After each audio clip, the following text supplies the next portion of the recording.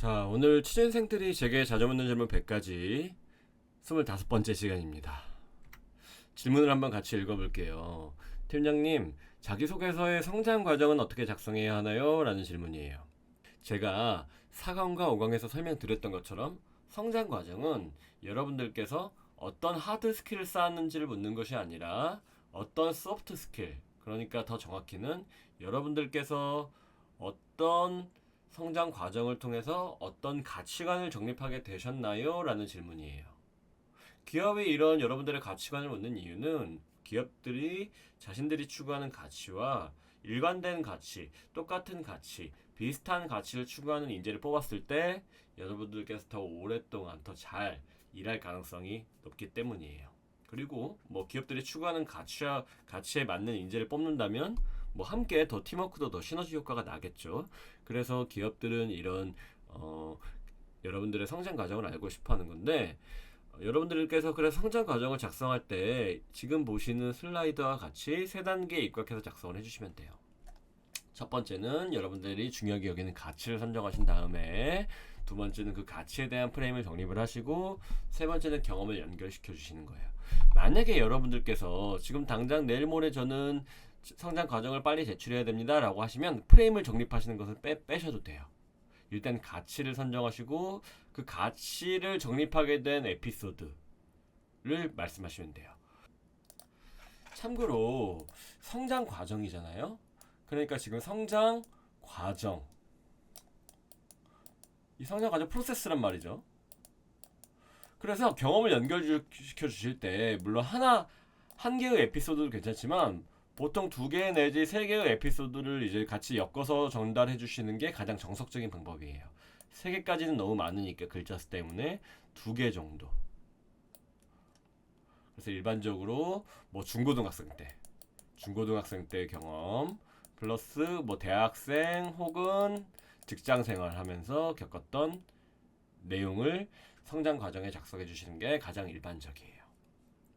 그리고 여기서 이제 프레임 정립을 말하는 거는 제가 왜 프레임 정립을 이제 두 번째 단계로 써놨냐, 시간이 있을 때 여러분들이 작성을 해주시면 되는데 다음 슬라이드에서 보여드릴 예정입니다만, 예를 들어서 여러분들이 중요하게 여기는 가치가 정직이에요. 그럼 대부분의 취준생들은 어떻게 얘기를 하냐면 저의 가치는 정직입니다, 혹은 저는 부모님께서 정직하게 살아야 한다고 말씀하셨습니다 라고 이렇게 평범하게 이야기하세요. 이게 틀린 건 아니거든요.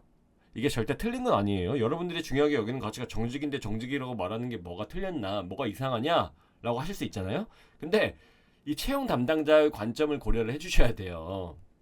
이게 너무 진부하게 들려요. 너무 지겹게 들릴 수 있어요, 채용 담당자는.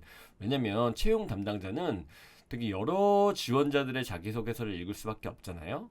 그래서 여러분들이 다른 분들과 비슷하게 작성을 해버리면, 여러분들이 지금 중요하게 여기는 가치가 정직이라는 거 알겠어. 심지어 채용 담당자인 나도 정직이란 가치를 중요하게 여겨. 근데 지긋지긋해지는 거예요. 너무 많은 수백 명, 수천 명의 자기소개서가 똑같다 보니까 지긋지긋해져서 이게 뭐 너무 진부하게 들릴 수 있다는 거예요. 그러니까 마치 이런 거예요. 여러분들이 뭐 만두를 좋아하실지 모르겠어요. 저는 만두를 굉장히 좋아하는데, 제가 뭐 만두를 아무리 좋아하더라도 오늘부터 지금 내년까지 계속 만두만 먹고 산다면은 이제 만두가 물리잖아요. 물리는 걸 넘어서 보기만 해도 이제 오바이트가 나올 수 있겠죠. 마치 이런 거랑 비슷해요. 너무 많은 사람들이 저는 어렸을 때부터 뭐 정직이라는 가치를 중요하게 여겨왔습니다. 저는 성장을 중요하게 여겨왔습니다. 뭐 이런 내용들 좀 진부하고 질릴 수 있거든요, 채용 담당자 관점에서. 그래서 프레임을 그래서 그걸 해결하기 위해서 같은 내용의 가치를 이야기하시더라도 다른 관점으로 좀 여러분들만의 프레임에 입각해서 정의를 내리실 필요가 있다는 거예요. 예를 들어서 좌측을 한번 읽어보시면, 부모님께서는 제게 늘 정직하게 살아야 한다고 말씀하셨습니다.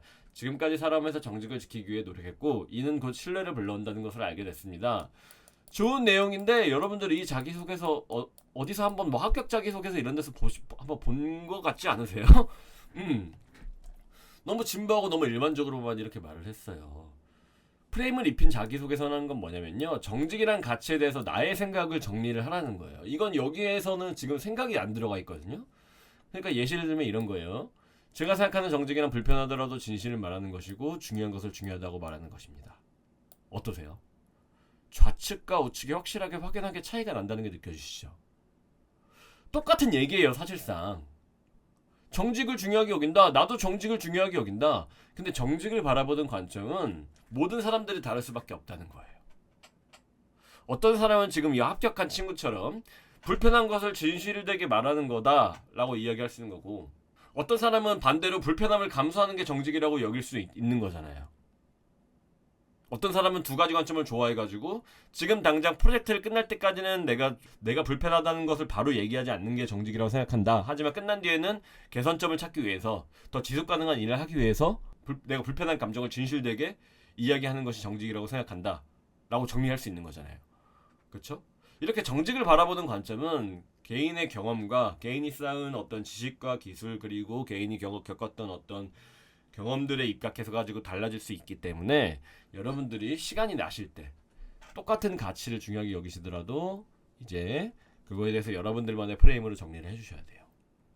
그래서 제가 그 방법론들은 이렇게 참조 칼럼으로 준비를 해뒀으니까요. 여러분들께서 이제 한번 잘 참조하셔가지고 성장 과정을 잘 작성해 보시길 바랄게요. 궁금한 점 있으시면 언제든지 편하게 연락을 주세요. 감사합니다.